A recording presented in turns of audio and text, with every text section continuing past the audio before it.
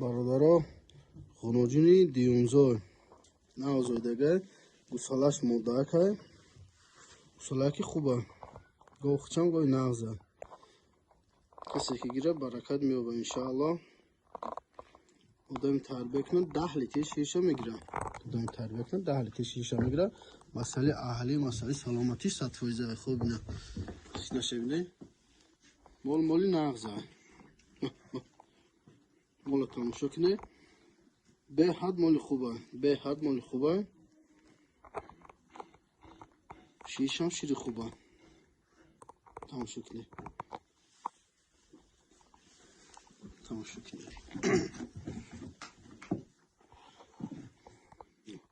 گوی خوبه گوسالاش هم گوسالاک خوبه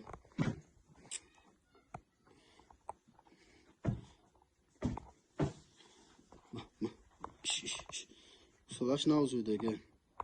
دهان شوی که با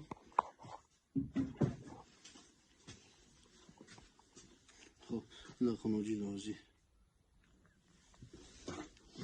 تماشا کنه برادر گوسالاش هم گوسالاک خوبه نه مسئله جوشیدنش 100%.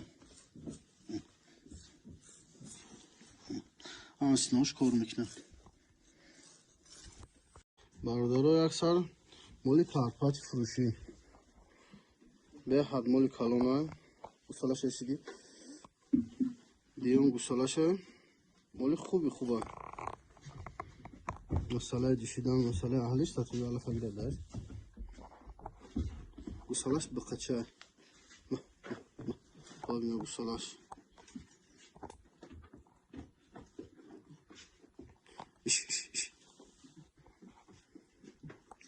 تماشا کنید 15 لیتر شیر داره به گارانتی است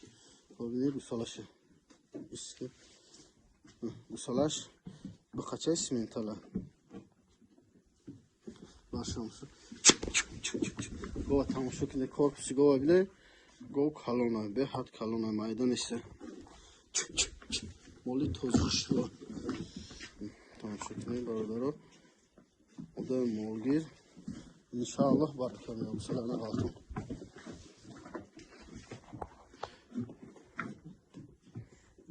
دپشی با مسئله خیلیش تماشا کنید به حد مالی خوبه نخرم پشی رو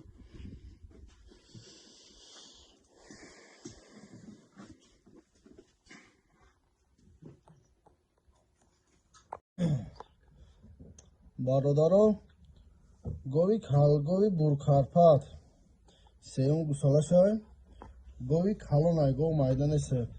گوسالای کنکریت خوشرو داره خب این گوسالاش به قچه های گوسالاش تماشا کنه برای مول کردن های آدم مولبازی گوسالای میشناسه گوسالاش به قچه های کنکریت نه به قچه های سیون گوسالاش شیرش 10 لیتر بالا شیر گارانتیا داره گوی کلون های مایدان است گوی کلون های مال خوب اینه که کسی که گیره انشاءالله برکه میوه مسئله جوشیدن شبینه برادرها آدم گوجوش راحت میکنه چوچی خشلو داره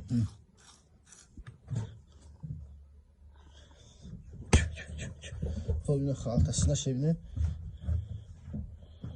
گو مایدن است گوی کلانه